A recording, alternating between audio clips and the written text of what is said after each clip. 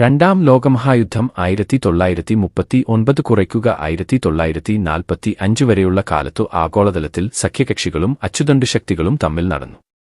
നാളിതുവരെ മനുഷ്യചരിത്രം കണ്ട ഏറ്റവും ഭീകരമായ ഈ പോരാട്ടത്തിൽ 72 ദശലക്ഷം പേർ, ഇതിൽ 24 ദശലക്ഷം സൈനികരായിരുന്നു, മരണമടഞ്ഞു. 70-ലേറെ രാജ്യങ്ങൾ തമ്മിൽ ഭൂഗോളത്തിന്റെ നാനാദിക്കിലുമായി നടന്ന ഈ യുദ്ധത്തിൽ America, Soviet union, China, Britain, France തുടങ്ങിയ രാജ്യങ്ങൾ ഉൾപ്പെട്ട സഖ്യകക്ഷികൾ, ജർമ്മനി, ജപ്പാൻ, ഇറ്റലി എന്നീ രാജ്യങ്ങൾ നേതൃത്വം നൽകിയ അച്ചുതണ്ടുശക്തികളെ പരാജയപ്പെടുത്തുകയായിരുന്നു. 1914 മുതൽ 1918 വരെ നടന്ന ഒന്നാം ലോകമഹായുദ്ധത്തിനൊടുവിൽ വെഴ്സൈൽസ് ഉടമ്പടിയിൽ കൂടി ജർമ്മനി സഖ്യകക്ഷികളുടെ മുൻപിൽ കീഴടങ്ങി. ഒന്നാം ലോകമഹായുദ്ധത്തിൽ സഖ്യകക്ഷികളോട് പരാജയപ്പെട്ട് ജർമ്മനിക്ക് കനത്ത നാശനഷ്ടങ്ങൾ സംഭവിച്ചു. 1 ദശലക്ഷക്കണക്കിനാളുകൾക്ക് ജീവഹാനിയും ഭൂനഷ്ടവുമുണ്ടായി. സമ്പദ്ഘടന തകർന്നു.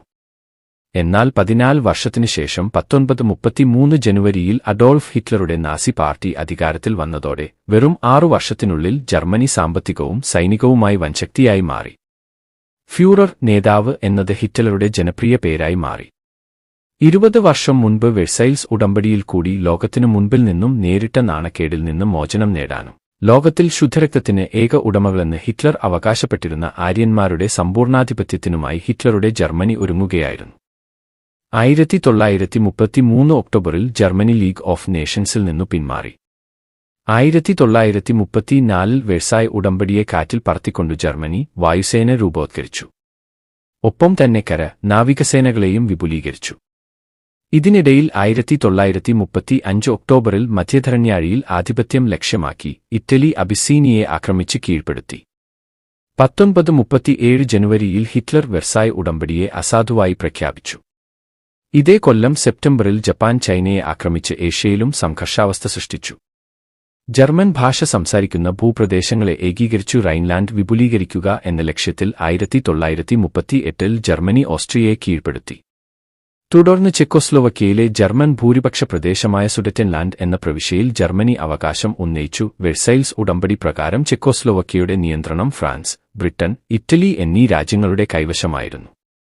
യൂറോപ്പിൽ ഒരു യുദ്ധം ഒഴിവാക്കുക എന്ന ഉദ്ദേശ്യത്തിൽ ഈ 3 രാജ്യങ്ങൾ ചേർന്ന് 1938 ജർമ്മനിയുമായി നടത്തിയ മ്യൂണിക്ക് ഉടമ്പടി പ്രകാരം സുഡറ്റൻലാൻഡ് ജർമ്മനിക്കു കൈമാറി.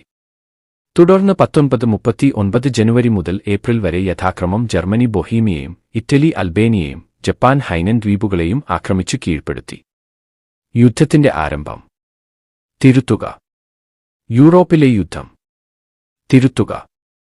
പോളിഷ് കാലാൾപ്പട നെഗറ്റീവ് 1939 പോരാട്ടത്തിനിടയിൽ 1939 സെപ്റ്റംബർ 1 ജർമ്മനി പോളണ്ടിനെ ആക്രമിക്കുന്നതോടുകൂടി രണ്ടാം ലോകമഹായുദ്ധത്തിന് ആരംഭമായി. ഈ മിന്നലാക്രമണത്തിന് ജർമ്മനി നൽകിയ പേര് ഓപ്പറേഷൻ വെയ്സ് എന്നായിരുന്നു. ഇതേ തുടർന്ന് September 3 Britain, Australia, New Zealand, France, British അധിനിവേശ ഇന്ത്യ 2 എന്നീ രാജ്യങ്ങളും സെപ്റ്റംബർ 6 ദക്ഷിണാഫ്രിക്ക, കാനഡ എന്നീ രാജ്യങ്ങളും ജർമ്മനിക്കെതിരെ യുദ്ധം പ്രഖ്യാപിച്ചു. പടിഞ്ഞാറു ഭാഗത്തുനിന്നും നാസി ജർമ്മനി പോളണ്ടിനെ ആക്രമിച്ചുകൊണ്ടിരുന്നപ്പോൾ കിഴക്കുനിന്നും സോവിയറ്റ് യൂണിയനും പോളണ്ടിനെ ആക്രമിക്കുകയായിരുന്നു. ഒടുവിൽ സെപ്റ്റംബർ 27 പോളണ്ട് കീഴടങ്ങുകയും ഭൂപ്രദേശം ജർമ്മനിയും സോവിയറ്റ് യൂണിയനും പങ്കിട്ടെടുക്കുകയും ചെയ്തു.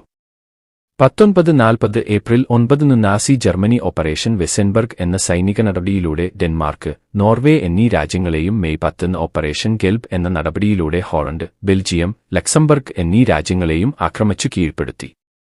തുടർന്ന് ഫ്രാൻസിനെ ആക്രമിക്കാൻ തുടങ്ങി. 1940 ജൂൺ 25 ഫ്രാൻസ് ജർമ്മനിയുടെ മുൻപിൽ നിരുപാധികം കീഴടങ്ങി.